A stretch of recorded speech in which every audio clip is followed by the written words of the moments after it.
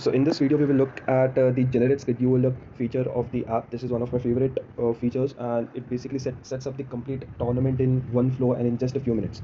So when you come to the matches tab, you have this option to generate the schedule. So when you click on it, it opens up the round and format section. So here, if you have already added a few rounds, it would show up here, or you can add a round using the add round button. So you can. So I'm going to add league match and a couple of knockout rounds. So that's semi-final and finals. Now for the initial schedule, I'm going to select league matches. So I'll select league matches, and we have three formats here. We have single round robin, we have double round robin, and capped. So I'm going to go with single round robin but just for info, capped is something like if you want to keep a set number of matches in a group. So let's say there are seven teams in the group. A single round robin would have each team play 6 matches, but you want to limit it to 4 matches per team. So you can for that you can use the capped format. So I'm going to go with single round robin. I'll go next. Here you can, so if there are teams already added, you would see the teams like this, or if you you can select which teams you want to schedule the matches for in this particular round. So and if you want to add a few teams, you can do so from here. So you can add a few teams. I'm going to add a couple more teams. Okay, so I'll go next. So if it would give you a reminder, okay, these are the teams selected, I go next. Yes. So here we have the group section. So you can, if you have any groups added, it would show up here again. If not, you can manually create the groups from here, or you can auto generate the groups. So and here you give the number of groups that you want to create, number of teams qualifying from each group, and there are some constraints that you can set. So keep together means let's say you want A and B always to be in the same group. So then you can do so through this constraint, or you want let's say I and J always to be in different groups. So like this you can add n number of constraints, and if it is possible, it will generate a group according to that. Otherwise it will give you an error. Okay, so let's say I generate a group now. So it will give you this group. If you see A and B are together in group A, and I and J are in different groups in group A and B, you can regenerate. If there are multiple possibilities, it will display you some combinations. Once you're satisfied, you can click on confirm, and the groups will be created. Now you go to next. So here you enter the match info and the ground info. So basically the match duration, the buffer between matches. So this constitutes a one slot basically, and minimum rest per team. So how much time there should be between the same team playing a match, so they get rest between the matches. Now this is ground name. Here you have the start time and end time, from when to when the ground is available, and you also have like a break, and this overrides are the overrides for buffer. So let's say on some day you want the buffer to be 15 minutes or 10 minutes, so something like that. Similarly, you have duration override, so match duration override.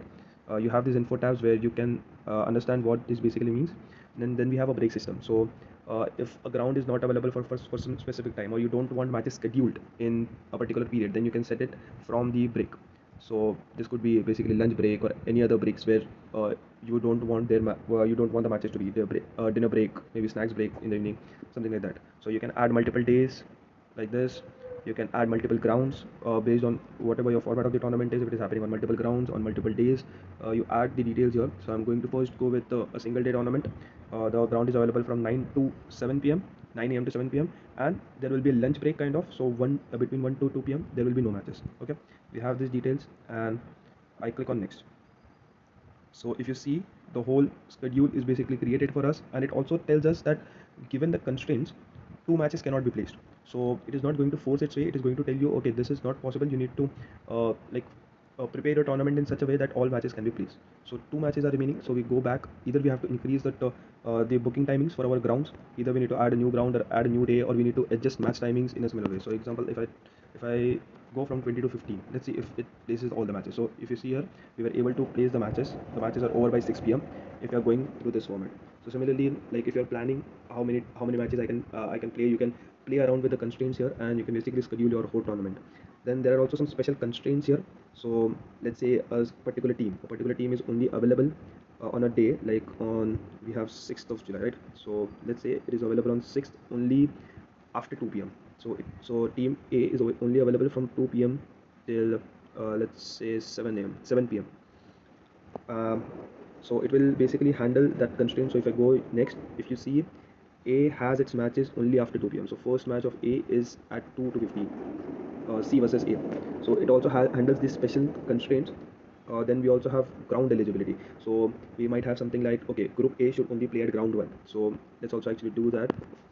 Let's name this ground B, and these things will remain the same. Also let me add a break here. So we have consistency between both. So 1 p.m.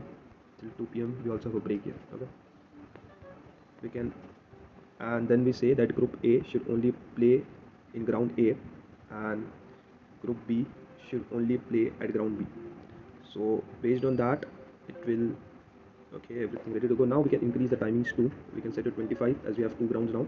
And when I go to next, if you see, uh, group B only plays in ground B. So F versus G, below that we have ground B, and if you see in the right hand side we have group B. So ground A group, and B versus H is ground A group A. So this way it basically uh, handles all the constraints and it schedules the tournament for you.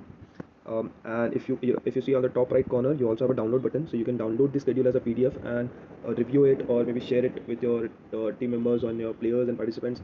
And once you have done, you can also confirm and create. You can use regenerate if you have any, if there are multiple combinations, but the algorithm basically tries to already provides you with the best one. So you might not have a lot of options here. So you can confirm and create, and once you click on confirm, it will create all the matches here. So you see, even after the whole explanation, it took less than 8 minutes for us to create the whole, do the whole setup of the app. And this now ends up on the tournament day scoring, on match day scoring, that I showed in the previous video. So this is how it is easy to set up the tournament. Apart from this, if you want to do manual setups, like you have your own schedule, your team, your players, if you want to do bulk ads, we also provide that, and that is completely free of cost. So like if you have your own custom schedule and you want to add your teams and players in bulk, then we also provide that. So you can reach out to us and we will set up the tournament basically for you, so you only have to do the match day scoring. Let me actually also show you now the uh, knockout round, how knockouts are scheduled. So these are the league matches. Now let's say when you select a semi-final and you click on next, so you select a source round. Where are these results coming from? Because you want certain number of teams here. So if you select league matches here, it will give you the result. So in an ideal scenario, after the league matches, when you are scheduling for semi-final, you would have all the points and who is the top. So this replicates what you have in group section. You for some reason, if you want to change this, you can also drag and drop which teams are qualifying. Basically, you can set how many teams are qualifying from each group, so it is very customizable yet. Once you have like the team selected, which teams are supposed to go forward, you click on next.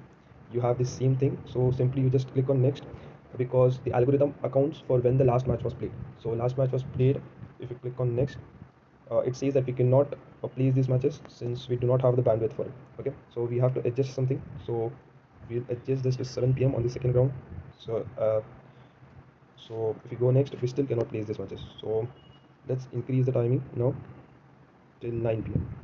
So this way you have a good idea how much time you need for each ground, how much time you need, what way you should do the bookings, if you should reduce any matches or something. So if you see, it places the matches now at 6:40. Now if I confirm and create this, we can see in schedule that the last league match was played at 6:05. It provides a certain buffer between the knockout matches, between two rounds of matches.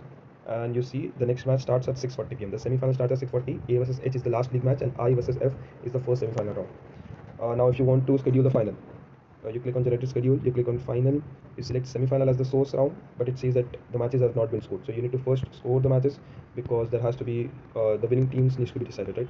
So I'm quickly going to score these. Let's skip the leaderboards. E versus C. I'll skip the score, skip the leaderboard. So now if you see in completed, E and I are qualifying for final. So if I select on final, I select on semi-final, you see I has one, E has one. So it places this matchup.